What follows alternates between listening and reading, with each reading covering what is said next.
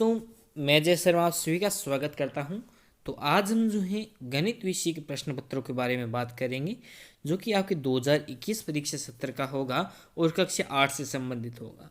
2.5 घंटे का ये प्रश्न पत्र हैं जो टोटल 50 अंकों को आपको दिलवाता है। और प्रत्येक इसमें जो है जो कुछ प्रश्न हैं जो 1-1 नंबर के, कुछ प्रश्न 2-2 नंबर के और कुछ प्रश्न 3-3 नंबर के होते हैं। आपके कुछ स्टार्टिंग के अंदर प्रश्न दिए गए हैं जिनमें आपको विकल्प वाले प्रश्न होंगे। आपको विकल्प में इनका उत्तर जो है सही बनाना है। देखिए, आप जो आंसर अपनी कॉपी में देते हो तो एक सारणी बना के आंसर यदि आप देते हो तो आप बहुत हद तक आपको अच्छे नंबर मिलने का चांस होता है। इधर आप प्रश्न लिख दीजिए, इधर उनका उत्तर लिख दीजिए, तो बहुत हद तक आपके अच्छे नंबर आने का चांस होता है। तो चलिए शुरू करते हैं। अभी ये जो प्रश्न एबीसीडी वाले आपको बता रहे हैं, ये जो 1-1 नंबर के प्रश्न होंगे। देखिए, मेरा ज़्यादातर प्रयास यही रहेगा कि आप इन प्रश्नों को स्वयं हल करें, लेकिन फिर भी हो सकता है पूरा प्रश्न पत्र आप ना हल कर पाएँ। लेकिन फिर भी यदि आप हल ना कर पाएँ, वैसे तो विश्वास है कि आप कर पाएंगे, ठीक है, लेकिन फिर भी ना कर पाएँ तो आप कमेंट बॉक्स के अंदर आप लिख सकते हैं, या अपने सहयोगियों की मदद लेके उन प्रश्नों को आप हल कर सकते हैं, या कमेंट बॉक्स में दे दीजिएगा ताकि मैं आपको उत्तर प्रोवाइड करवा दूं। चलिए शुरू करते हैं। पहला प्रश्न है, परिमेय संख्या के लिए गुणात्मक तत्समक है।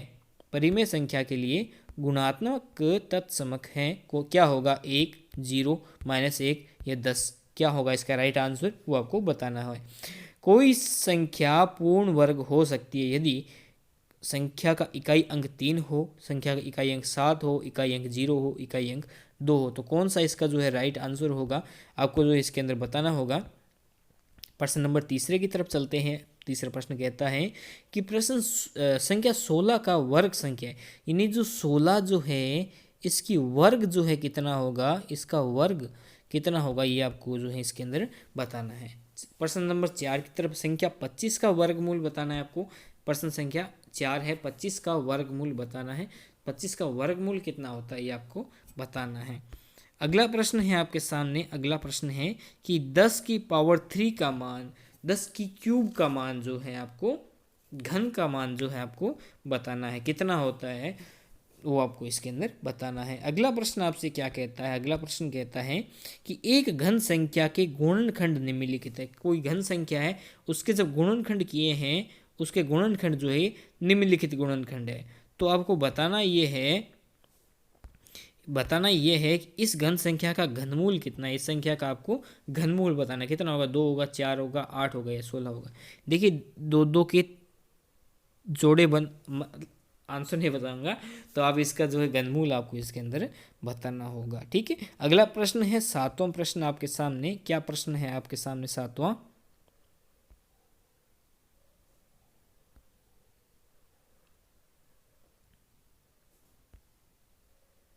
बड़ा कर लेता हूं मैं थोड़ा इसको। 7वां प्रश्न आपके सामने क्या है?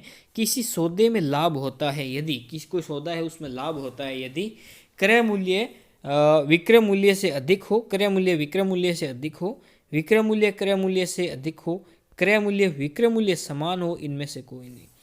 तो देखिए, आपको इसके अंदर बताना है, 3 प्रश्नों को आपको गलत करना है, उसके बाद चौथे को आपको सही करना है। तो तीनों को गलत करते हुए यदि आप चौथे को सही करोगे तो आपको जो आसानी से उत्तर इसका मिल जाएगा। चलिए बढ़ते हैं अगले प्रश्न की तरफ। अगला प्रश्न 8वां प्रश्न क्या कहता है आपके सामने? 8वां प्रश्न, 8वें प्रश्न में आपको एक समीकरण दे रखी है और इसमें u का मान आपसे पूछा है। तो u का मान 30 होगा, 18 होगा, 4 होगा या 44 होगा, कितना होगा आपको ये बताना होगा। प्रश्न नंबर 9 आपको कह रहा है कि चतुर्भुज के आमने सामने के बिंदु को मिलाने वाली रेखा क्या कहलाती है। यानी एक चतुर्भुज है, 4 भुज है ना, चतुर्भुज है, इसमें आमने सामने के बिंदु को मिलाने वाली रेखा जो है क्या कहलाती है आपको बताना है। आधार कहलाती है, लंब कहलाती है, विकर्ण या कर्ण कहलाती है, वक्र रेखा कहलाती है, क्या कहलाती है आपको बताना होगा। चलिए अब बढ़ते हैं अगले प्रश्न की तरफ। अगला प्रश्न 10वां प्रश्न क्या कहता है कि कोई चतुर्भुज है, उस चतुर्भुज में किसी चतुर्भुज के आंतरिक कोणों का योग होता है। यानी कि चतुर्भुज के आंतरिक कोणों का योग जो है कितना होता है वो आपको बताना है। एक समकोण के बराबर कितना होता है ये आपको बताना है। एक समकोण के बराबर होता है, 2 समकोण के बराबर होता है, 3 समकोण के बराबर होता है या 4 समकोण के बराबर होता है, आपको बताना होगा। आलेख में मूल बिंदु के निर्देशांक होते हैं, यानी जो आलेख होता है, ग्राफ होता है, मूल बिंदु के निर्देशांक क्या होते हैं? 0 0 होते हैं, 1 0 होते हैं, 0 1 होते हैं, या 1 -1 होता है, ये ऋणात्मक का 1 होता है, क्या होता है आपको ये बताना होगा। चलिए बढ़ते हैं अगले प्रश्न की तरफ। अगला प्रश्न 12वां प्रश्न, और 12वें प्रश्न से आपको पता है कि यहाँ पे आने वाले प्रश्नों की संख्या जो है 2 से स्टार्ट हो जाती है। टोटल 7 दूनी 14 नंबर आपको इसके अंदर मिल जाएंगे, 12 से लेकर 21 तक। देखिए क्या कहते हैं प्रश्न, ये कहता है कि संख्या 256 के अभाज्य गुणनखंड, यानी देखिए इसके क्या करने हैं आपको, अभाज्य गुणनखंड बताना है। बहुत ही सरल प्रश्न है आपके लिए, अभाज्य गुणनखंड बताना है। पहले ही मैं कह रहा हूँ प्रश्नों को स्वयं हल करके देखिएगा और सहपाठियों का सहयोग लीजिएगा, क्योंकि ये मैथ सब्जेक्ट है। लेकिन फिर भी नहीं आए तो आप कमेंट बॉक्स में कमेंट कीजिएगा, आपके प्रश्नों का उत्तर मैं दूंगा आपके लिए। ठीक है, चलिए बढ़ते हैं आगे। अगला प्रश्न 13वां प्रश्न है।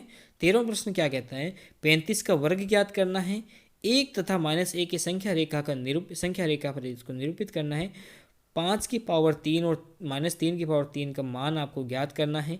यदि 15 लोग किसी कार्य को 48 घंटे, 15 लोग जो है किसी कार्य को 48 घंटे में करते हैं, किसी कार्य को कितने में 48 घंटे में पूरा करते हैं, तो उसी कार्य को कितने लोग 30 दिनों में पूरा करेंगे। कितने लोग जो उसी कार्य को 30 दिनों में पूरा कर लेंगे, वही आपको बताना है ना। बहुत ही सरल है, ये थोड़ा जोड़ गुणा भाग बाकी है, कर दोगे आप आराम से।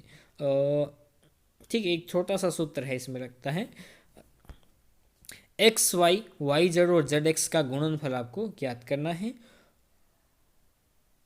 ठीक है, अधूर प्रश्न, दिए गए समांतर चतुर्भुज में कोण एक्स वाई का मान ज्ञात कीजिए। देखिए आपको एक कोण एक्स वाई का मान ज्ञात करना है, और आपको ये जो है यहाँ पे एक समांतर चतुर्भुज दे रखा है। देखिए एक समांतर चतुर्भुज की परिभाषा भी आप याद कर लीजिएगा साथ में। देखिए अभी ये समांतर चतुर्भुज ढूंढोगे तो साथ में परिभाषा भी आप याद कर लोगे, तो क्या होता है, रेगिस्तान देखिए आपसे परिभाषा पूछ ले, अभी सदे में परिभाषा पूछ ले, तो ये आप ध्यान रखिएगा। तभी तो कह रहा हूँ कि अपने आप ढूंढिए, आपको बहुत फायदा होगा। देखिए प्रश्न संख्या 19 क्या कहता है, 19वां प्रश्न कहता है किसी भी माप का एक समलंब चतुर्भुज का चित्र बनाइए। बीजीय व्यंजक ये दे रखे हैं, इनका योग ज्ञात करने को आपको कह रहा है। 21वें प्रश्न में घन ज्ञात करने को कह रहा है, तो आप घन ज्ञात कीजिए 21वें प्रश्न में। उसके पश्चात जो प्रश्न आते हैं 22 से 29, ये देख दिए जाते हैं आपको 3-3 नंबर के, और टोटल 5 प्रश्न आपसे पूछे जाते हैं। क्या कहता है ये 22वां प्रश्न, देखिए 4000 का एक वर्ष के लिए 5% वार्षिक दर से चक्रवृद्धि ब्याज ज्ञात करना, यदि ब्याज वार्षिक संयोजित होता है ना। 4000 का एक वर्ष के लिए 5% की दर से चक्रवृद्धि ब्याज ज्ञात करना है, कर दोगे। बहुत ही सरल प्रश्न है। बीजीय व्यंजक दे रखा है, सरल करना है, यदि p बराबर 1 के लिए मान ज्ञात करना है। 24वां प्रश्न क्या दे रखा है, एक व्यंजक है और y - f का गुणनफल ज्ञात करना है, x + 7 और y - 5 का, तो इसका गुणनफल आपका बहुत ही सरल तरीका हो जाएगा। चलो ठीक है, हो जाएगा, आराम से हो जाएगा ये तो, है ना। मैंने सोचा कहीं मुश्किल तो नहीं है, नहीं है मुश्किल। तो y² + 9y + 6 के गुणनखंड ज्ञात करना है, बहुत ही सरल प्रश्न, गुणनखंड ज्ञात करना है आपको, आराम से आप कर लोगे। और देखिए अगला प्रश्न आपसे क्या कर रहे हैं कि व्यंजक दे रखा है, इसके गुणनखंड ज्ञात करने हैं। आलेख में प्रदर्शित बिंदु ABC के निर्देशांक लिखिए। आलेख में प्रदर्शित बिंदु ABC के आपको निर्देशांक लिखने हैं। ये देखिए आपको एक आलेख दिखाई दे रहा है, इसमें ABC के निर्देशांक लिखने हैं, बहुत ही आराम से आप लिख दोगे। चलिए बढ़ते हैं 28वें प्रश्न की तरफ। 28वां प्रश्न आपका, पैमाने का प्रयोग करते हुए आलेख बनाइए। पैमाने का प्रयोग करना है और आलेख जो आपको बनाना है, तो बना दोगे आलेख, तो बहुत ही सरल बात है, कोई दिक्कत नहीं है। एक मोबाइल फ़ोन का अंकित मूल्य 1600 है, यदि इसमें 1200 में बेचा जाए तो बट्टा व बढ़ता प्रतिशत ज्ञात कीजिए। आपको देखना है कितने प्रतिशत की हानि हुई, क्या लाभ हुआ है, मतलब इस प्रकार के प्रश्न में हानि लाभ देखना है, बट्टा और बढ़ता प्रतिशत आपको बताना होता है।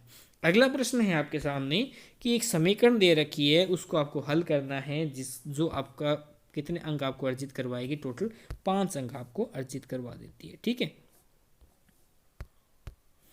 इसी के यदि आपको ये सब प्रश्न नहीं आता है तो इसी के अथवा में प्रश्न आपको दिया जाता है। और क्या प्रश्न है अथवा में, ये देखिए, शंभु और उसकी बहन की वर्तमान आयु का अनुपात 5:7 है।